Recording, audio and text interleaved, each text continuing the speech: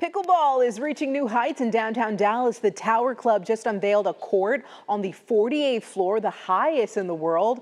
Both members and non-members may rent it for about $45 all month long. A portion will actually go to the South Dallas nonprofit Bonton Farms, which really needs money. Pickleball may be America's fastest growing sport, but it's really taking its toll on our bodies, if you didn't know. UBS analysts estimate that injuries could run Americans $377 million in healthcare costs this year alone, accounting for 5 to 10% of total unexpected medical costs. So joining me this morning is Jake Myers with ATI Physical Therapy, and we're going to get the help of Tori Lopez in just a minute here. But tell me, why is pickleball, I guess, really taking off right now? It's nothing new, but it's so popular right now. Well, it's a really social sport. Your opponent is not that far away from you. It's a small court, and you get to have so much fun. You don't have to run very far to play well in the game. And people are just able to play it from so many ages. It just brings so many people together. All right, speaking of the ages, because it is popular with all ages, especially seniors, they can show us the range of motion can we expect here. Can you show us that? Yeah, absolutely. So some of these common range of motion or injuries that we're seeing is a lot of elbow pain. So many people have heard of tennis elbow, but now it's pickleball elbow for our pickleball athletes. So we have that. We have back pain that we see a lot of. We also see hamstring, lower leg pain, knee all pain, over the body, and shoulder pain. All right, Jake, I mean, honestly, but what is causing the injuries here? Is it striking the ball?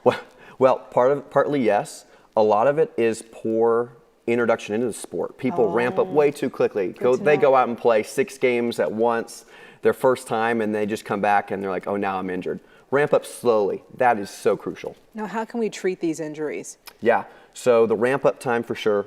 Number 2 would be strength training, resistance training. That makes sense. Really building up those muscles and tendons.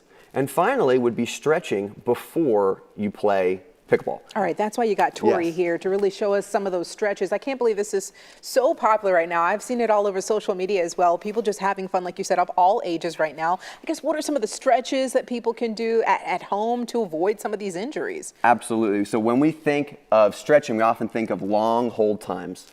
But actually, to prepare best for this sport, you want to do stretching plus movement, and that's called dynamic stretching. Okay. Static stretching for longer hold times is after you play. So Tori's showing us dynamic stretches here, trying to avoid that pickleball elbow, that injury we're now very common.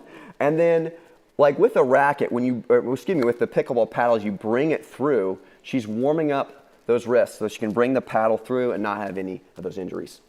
Any more stretches? Yes. So she's going to now show us an exercise to help you prevent any back issue. So this is a rotation stretch here, where she is want to reduce muscle strains, muscle spasms, and have better range of motion before she goes out and strikes that ball.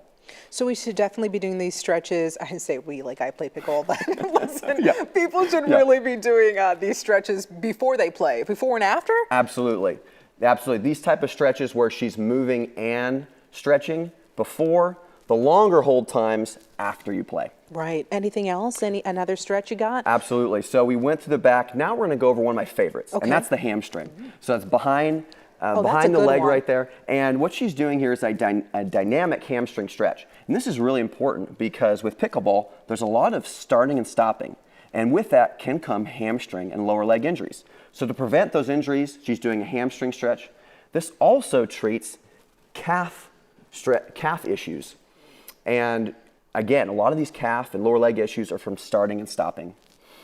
And then Tori will then show us to prevent knee injuries, a standing quadricep stretch as she moves across the floor here. Right, Tori. Is really important. She's doing so well. Yeah. Jake, these are great. These are great stretches, and I know this is a fun game. So if people are interested in learning more about pickleball and then high knees, dynamic stretching here. All right, Jake, thank you for joining us here on Daybreak. I do want to mention here that you can find ATI physical therapy clinics across North Dallas and Fort Worth. So thank you so much for joining us here, Tori. Thank you. You were great.